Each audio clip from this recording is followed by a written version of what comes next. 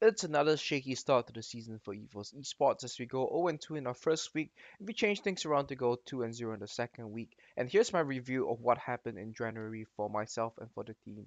So first of all, for those of you who follow the VCS or follow EVOS's roster, we have brought in two new mid laners, DR1 as well as Patlan into the mid lane position following the departure of Warzone from the team.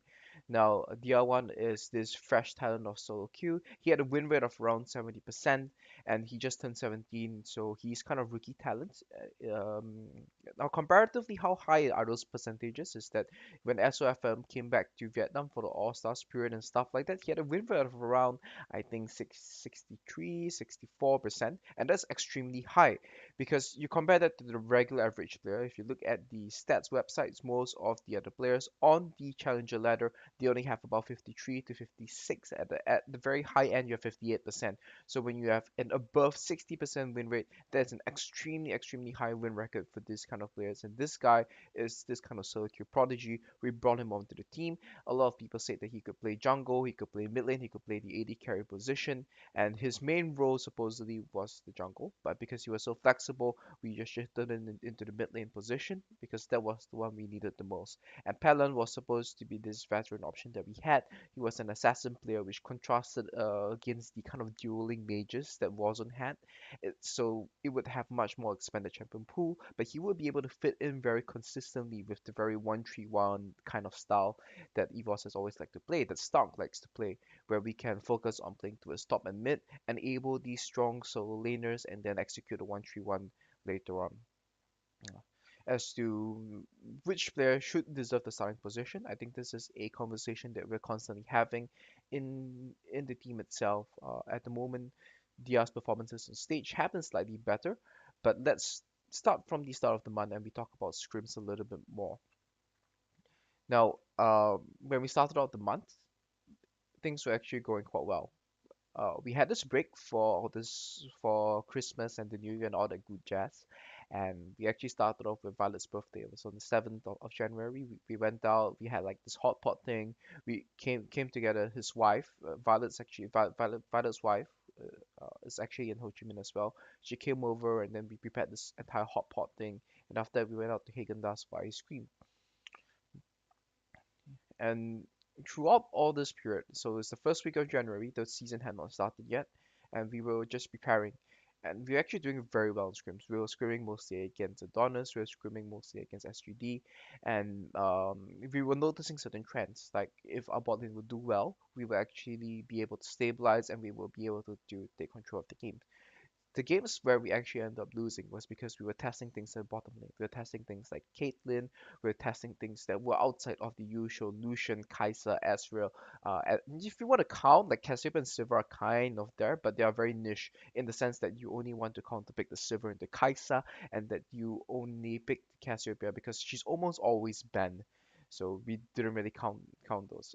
But when we pick outside these five champions and then we start to have some problems, or when the bot lane makes a mistake in the laning phase and they get snowballed off that, those are the scrims that we actually end up losing. So, stable bot lane and the rest of the team composition, be it DR1 playing or be Patlan playing, we actually kind of do quite well in the scrims itself.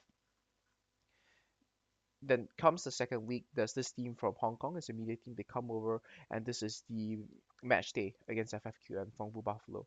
They came over. They come over and they start to firm stuff. They bring stuff out. They do all this firming. They do all this shooting with him. It's quite interesting.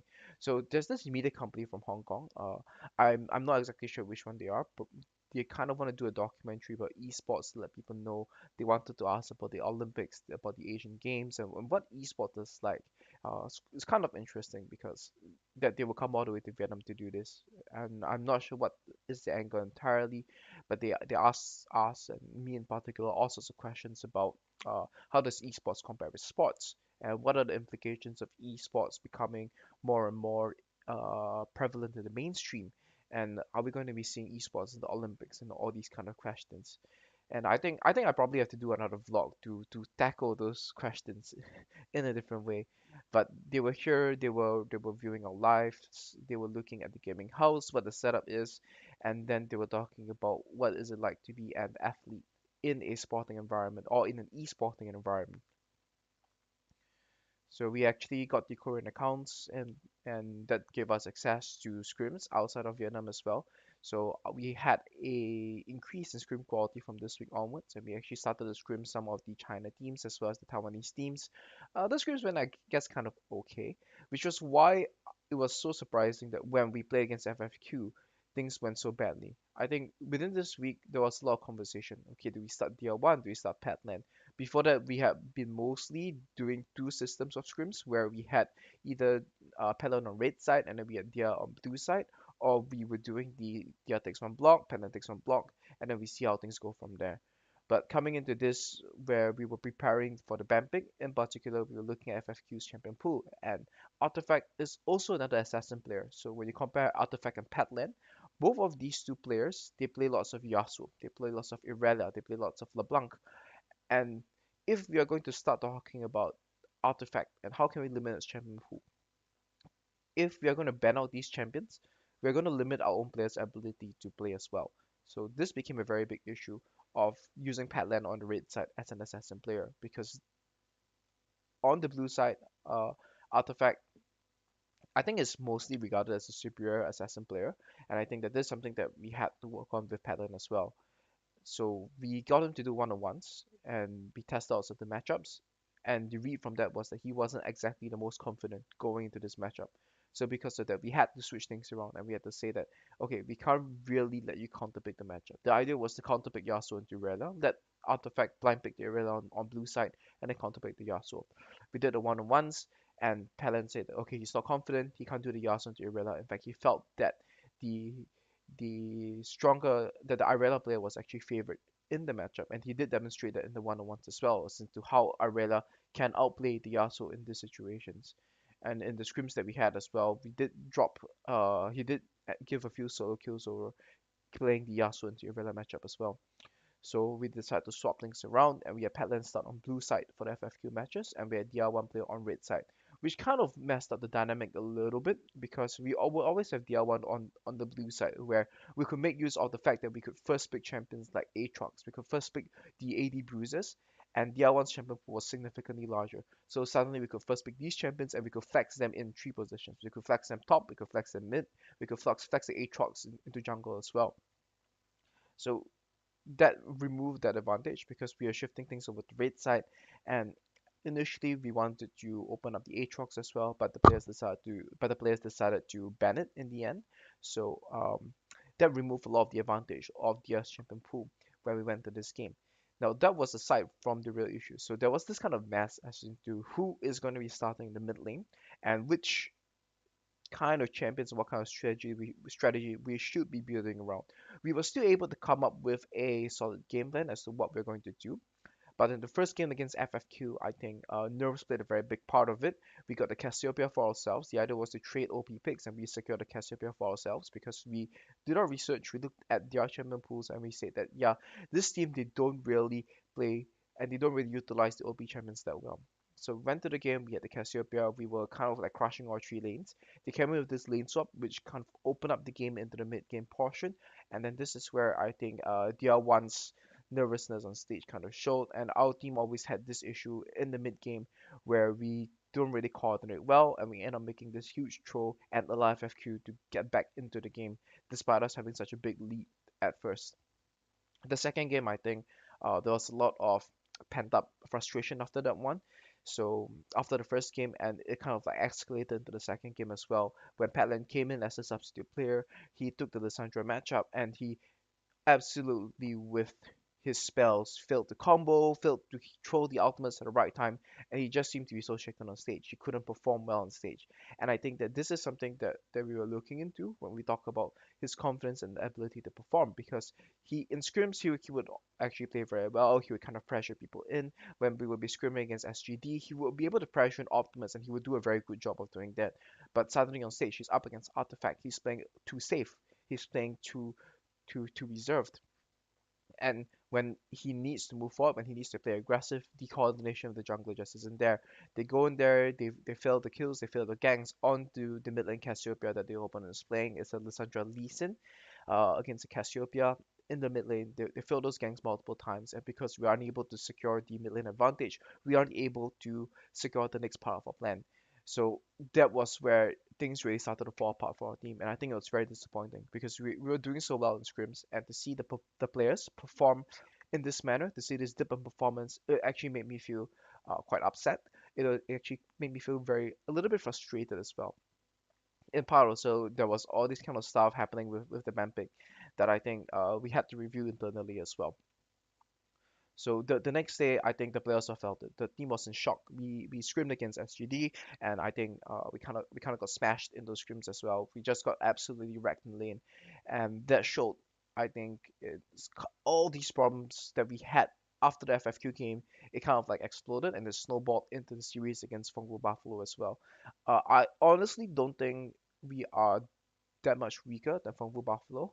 It's just that we were off to a very bad rut in terms of where our performance was. We went into the games, the mentality of the players wasn't exactly in tip-top condition. A lot of them, I think, at the back of their minds, they said, okay, we're going to go 0-2 this week. We dropped the FFQ and we're probably going to drop the Fengfu as well, especially with how badly the scrims went in the break day in between. So we went in there, we did our pre-game things, we tried to talk to the players, we went through the mistakes and stuff like that. And I think that we went in once again, Bampick, changing the plans on the fly, picking up champions that we didn't play in scrims again. We did the Yasuo in the first game, and that just went really badly. I think we didn't really know how to coordinate against around the champion properly. Like the Yasuo was on level 6, and our jungler was going to the bot lane trying to set up for a gank. Not sure what he was trying to achieve with that one. And then there was all sorts of 2v2 mistakes in the second game as well. That was the second 0-2 for the week.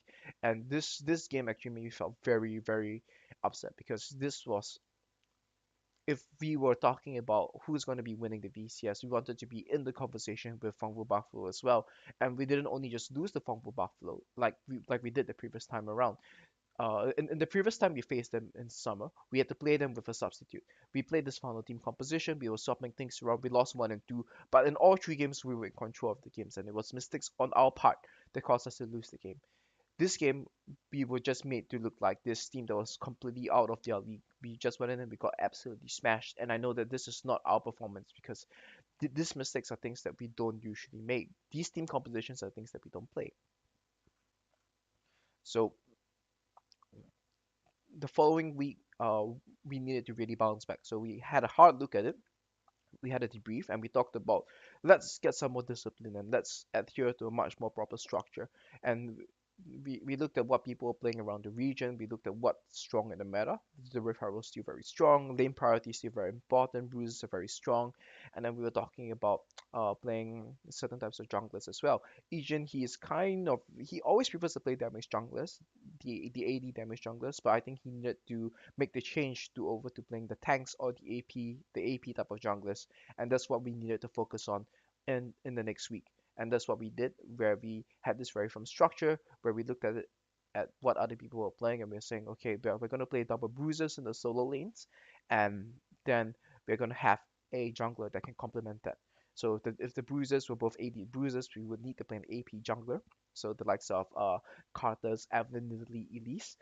Or if we were going to be playing a Lissandra or a CC AP mid laner, then we will pair that together with an Olaf in the jungle, or the other AD kind of like sort of bruiserish junglers as well to add on to the damage of the CC mid laner.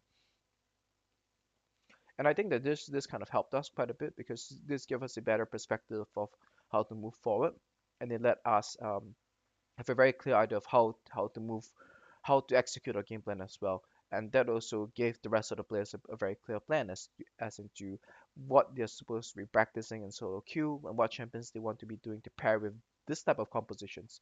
So the Kaisa, the server in the AD carry position, and less fiddlesticks, more Alistar, more trash, things that can enable these type of bruiser compositions would help us a lot more. And I think scrims they continue to kind of go well. I think scrims domestically we still do quite well. It's just that when we scrim overseas teams, I think things don't necessarily go as well as we want. Uh, and I think FFQ is actually quite a good scrim partner, and I think we will probably continue to scrim them because now that we have done with them in the first round and we kind of play them much later in the season, we'll probably try to make them one of our more mainstream partners. And we go in there, we have a match stake in CES, and I think that this is where we have this big question as into how important is the Cassiopeia pick, because we had a disagreement about it. I felt that Cassiopeia brings too much to the early and mid game, whereas the players felt that Cassiopeia, you sacrifice your team's ability to take turrets and your team's ability to take up to siege the base, and as a result we kind of had a disagreement on this as into how much should we control the Cassiopeia pick. And in the end, I think that the first game nobody played it, but the second game the Cassiopeia proved to be a problem, and we were both correct. The Cassiopeia proved to be a big problem in the early game and the mid game, but when it came to the late game, our opponents couldn't really break our base because the Cassiopeia couldn't really step up to hit the turret, and they didn't have enough threats. So as long as they couldn't win the fight, and we continued to kite them with the likes of Asriel, we were able to turn the game around. And this is where the quadra kill play came through from Slay, where I was watching that and I was like, holy shit, this TPing is going to get instantly burst by the Cassiopeia and Syndra. And as he TPs in, the ulti comes in, clips in, and kills the Cassiopeia, and the Syndra can't burst him and he kills the entire team. That was one of those. I don't know. It's a genius play, but I'm not sure how planned genius was it, or if it was more accidentally genius kind of scenario. Um, and the FabTV series. I think that yeah, their name is FabTV, and FTV we played against them. This is one of the weaker teams in the VCS. We went in, and I think Petland before that we were practicing with Dia because we said that we wanted to play this double bruiser type of team composition. So Dia was the correct player to run in the mid lane. But before the match against FTV, Petland came in and said he wants one game so that he can restore his confidence before the break, because before that he lost two games and he didn't want to feel that crappy about himself, and the team agreed. We agreed as coaching staff as well. We give him one game against FTV. He had a deathless game on the Irelia. I think that there were some mistakes that we could look through as well, and we can say that yeah, the way that we took the Baron buff in the first game against FTV, we could have closed it out in the game itself, but we slowed things down. I think our coordination doing the 1-3-1 with the Baron buff wasn't exactly the best, and that's something that we have to look at and improve on moving forward. And after the match against FTV, I mean, we're 2-2 now. We're tied with CES for fourth place in the standings. So moving forward, hopefully we can continue to win the rest of the games. And that's it for January. The rest of the players are going back for their Tet holiday, which is their equivalent of the Lunar New Year. And for myself, I will be headed back to Singapore and then Malaysia for my mother's side and father's side of the family for reunion for the Lunar New Year. And that wraps up my review for January. Thanks for watching.